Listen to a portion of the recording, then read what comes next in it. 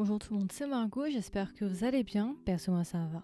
Du coup aujourd'hui on se retrouve pour un nouvel épisode et aujourd'hui je suis de retour pour vous parler du film Blossom Palace, du coup qui est un film de 2024 et qui est un film américain et qui a été réalisé par la réalisatrice Constance Tsang et c'est d'ailleurs son premier feature film. Alors pourquoi est-ce que je vous parle de ce film? Vous allez très vite le savoir pour une raison particulière. Juste avant du coup j'ai eu l'occasion de le voir parce qu'il est sorti en salle au mois d'avril en France et j'ai pu le voir à distance du coup, si vous savez je suis actuellement en Chine.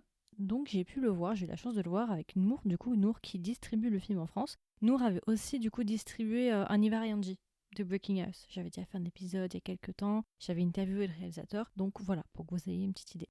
Vous allez me dire, mais pourquoi tu parles d'un film américain, Margot? Tout simplement parce qu'il y a un acteur en particulier, et quand je l'ai vu, je me suis dit, ok, c'est bon, je fonce en fait, ne me demandez pas plus, je suis là. C'est Lee Kang-sen.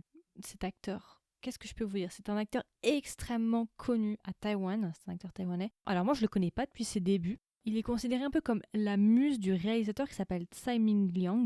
C'est un réalisateur très connu, il a joué dans beaucoup de ses films. Et Lee Kang-sang, du coup, c'est un acteur que moi, personnellement, j'ai découvert avec le drama Twisted Strings, qui est un drama qui est sorti il y a quelques années, et qui est un drama qui est vraiment passé, mais inaperçu. Je pense que pour beaucoup, vous ne l'avez pas vu. Et en vrai, c'est compréhensible tout simplement parce qu'il n'a pas été très médiatisé, mais il y a beaucoup d'acteurs et d'actrices extrêmement connus. Donc moi, j'ai découvert Lee Kang-sang dans ce drama-là. C'est vrai que j'avais vu quelques bandes annonces passer et je l'avais vu dans le casting et je m'étais dit ah, j'aimerais bien le voir parce que j'aime beaucoup l'acteur. Donc forcément, quand j'ai vu que le film était en France et tout, je me suis dit allez, ni une ni deux, on y va, allons-y, c'est parti.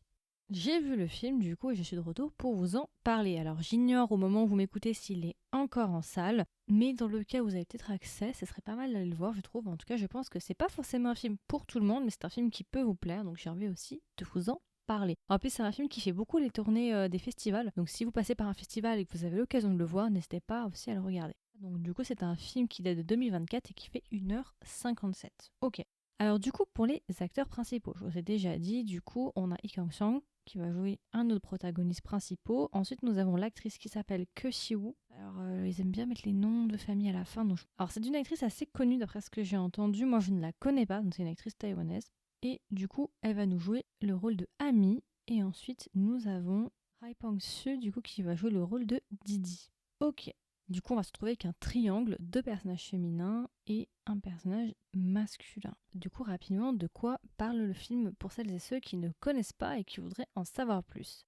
Alors, je vais te préciser, mais si jamais le film a été diffusé pour la première fois au Festival de Cannes 2024, voilà, pour celles et ceux que ça intéresse. Alors rapidement, du coup, de quoi parle le film pour celles et ceux que ça intéresse? Le film, du coup, va parler de deux femmes, Didi et Ami. Le film, du coup, va commencer avec nos deux personnages, Didi et Ami, qui sont deux jeunes femmes qui travaillent dans un salon de massage dans le Queens. Et en fait, tout le film va tourner autour de la communauté chinoise dans le Queens, et plus particulièrement... Alors, j'ai oublié le nom de la... Du coup, on a ces deux personnages-là qui travaillent dans un salon de massage et on a un autre personnage qui s'appelle Chung, du coup, qui est joué par Lee Kang-sang, qui est lui un ami de ces deux jeunes femmes-là, en tout cas une connaissance de ces deux jeunes femmes-là. Au début du film, ce qui va se passer malheureusement, c'est que la vie de ces trois personnages-là va être complètement bouleversée lorsque, durant le Nouvel An chinois, un des deux personnages féminins va malheureusement décéder, va être assassiné brutalement lors d'une fusillade. Et à partir de là, justement, on va traiter de la vie des deux personnages restants qui ont du coup survécu et justement de cette sensation aussi de perte. Et je ne vais pas trop en dire, le film va vraiment se centrer sur la vie des deux personnages principaux. Voilà, je ne vais pas vous en dire plus, c'est vraiment un film qui va traiter beaucoup de choses en même temps, donc ça va être un peu compliqué de tout vous donner, comme de vous donner toutes les clés, mais c'est un film qui parle quand même principalement d'amitié entre deux femmes, d'amour et aussi de perte, du coup de deuil. Et c'est aussi un film qui, en fond, du coup, portrait la communauté justement chinoise.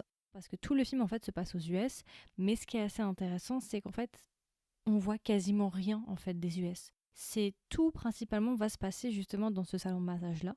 Il y a une scène, je crois, qui se passe à l'extérieur. On ne voit quasiment rien des États-Unis. On est vraiment à huis clos dans ce salon de massage et justement avec des personnages qui parlent mandarin et qui utilisent quasiment jamais d'anglais. Et la seule chose qui pourrait nous laisser penser qu'on est aux États-Unis, c'est les clients parfois qui sont du coup américains et une scène, je crois, dans une rue. C'est tout en fait. Voilà.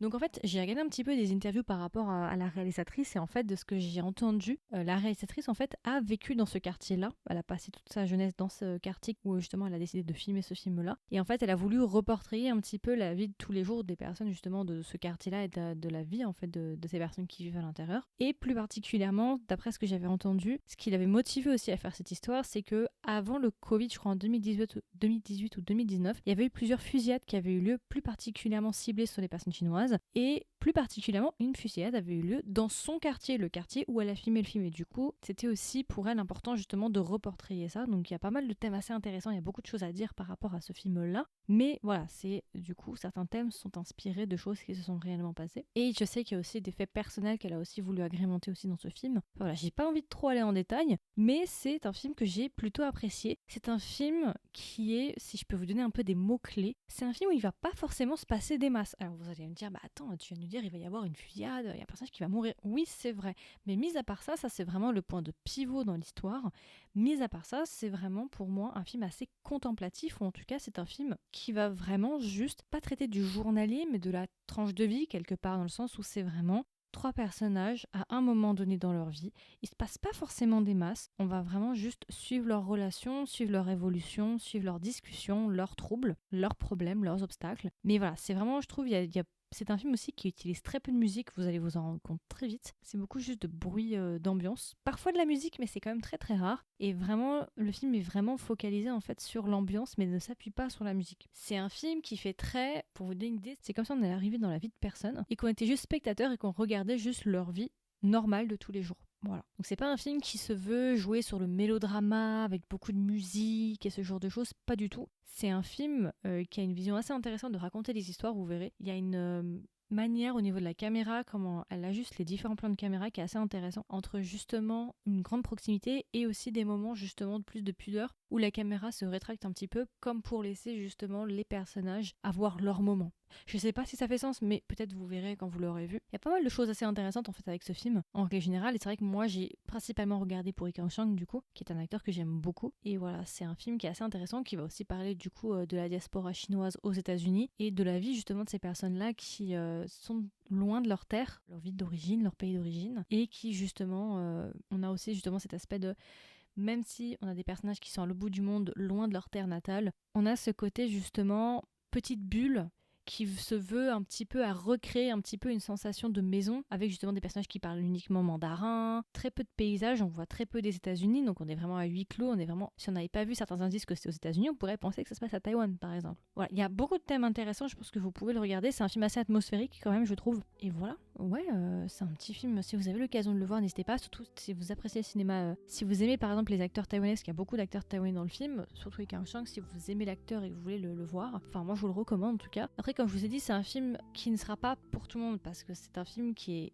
assez niche, j'ai envie de dire ça comme ça, ou en tout cas c'est un film qui n'est pas forcément accessible pour tout le monde. C'est un film aussi qui peut intimider pour les personnes qui n'ont pas l'habitude de voir ce genre de film. Les films un petit peu plus art house, j'ai envie de dire ça comme ça. Je veux pas trop en dire, hein. Je voulais juste en faire un épisode pour vous dire qu'il existe pour les amateurs de cinéma. N'hésitez pas à lui laisser une chance si vous avez l'occasion. Du coup, si je devais le recommander à un ami ou une amie, qu'est-ce que je lui dirais et est-ce que même je lui recommande le film? Voilà, pour les raisons que je vous ai énumérées précédemment, moi je le recommande, mais je sais que ça ne sera pas destiné pour tout le monde. Je sais que dans mon audimat, dans mon audience, je sais qu'il y a des personnes qui vont le laisser de côté et qui vont pas forcément être intéressées. Donc ce sera pas forcément pour tout le monde, c'est pas une recommandation pour tout le monde, mais je pense que ce film peut rencontrer aussi son audience, donc si je peux aider justement à vous faire découvrir un film, bah pourquoi pas. Donc voilà, et du coup, si je devais lui donner une note, combien est-ce que je lui mettrais sur 20? Je lui mettrais 15 sur 20, voilà. C'est assez intéressant parce qu'en fait ce film, maintenant que j'y réfléchis, tu vois, le film du coup s'appelle Blossom Palace, et en fait je trouve que le titre fait assez sens parce qu'en fait si je devais décrire le film avec une couleur, le souvenir que j'ai de ce film, bah en fait c'est la couleur bleue, c'est la couleur bleutée. Je sais pas comment expliquer, pourtant le film n'est pas que dans les tons bleus, mais c'est vrai qu'avec du recul, si je devais décrire le film, enfin le souvenir que j'ai de ce film, je le décrirais en bleu. C'est très drôle, je sais pas, je viens d'avoir cette réalisation. Et d'ailleurs vous verrez aussi avec les posters aussi qui tirent sur... Ouais, je sais pas pourquoi je voulais vous dire ça, mais je voulais le dire. Voilà, c'est fun fact. Donc voilà, écoutez, comme d'habitude, du coup, n'hésitez pas à me donner vos retours. Est-ce que vous avez vu le film? Si vous l'avez vu, est-ce que vous l'avez aimé ou vous ne l'avez pas aimé? N'hésitez pas à me dire tout ça, il y aura une section commentaires si vous m'écoutez sur Spotify et sur YouTube. Si vous ne l'avez pas encore vu, est-ce que vous comptez le voir et lui laisser une chance? Et si jamais vous voulez être au courant des dernières sorties du podcast, comme d'habitude, n'hésitez pas à vous abonner sur votre plateforme d'écoute préférée. Et si jamais vous voulez m'aider et me soutenir, n'hésitez pas à me laisser une note, donc soit un nombre d'étoiles sur Spotify ou un review sur Apple Podcast. J'aime beaucoup, ça va être en passant vos reviews, j'adore ça, j'adore les lire. Donc voilà, écoutez, je vous souhaite une agréable journée ou une agréable soirée et je vous dis à la prochaine pour un nouvel épisode. Bye bye.